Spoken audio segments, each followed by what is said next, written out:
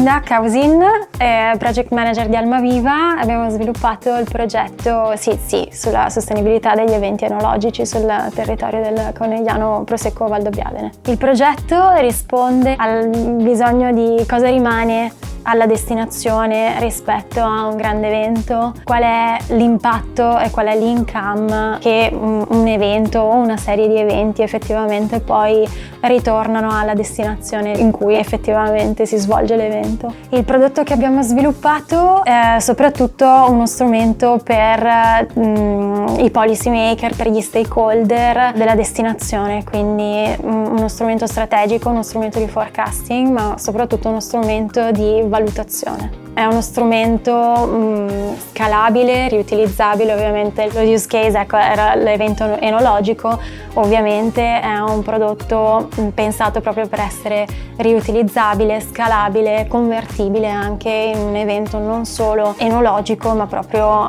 sia a livello turistico che, perché no, anche di Smart City.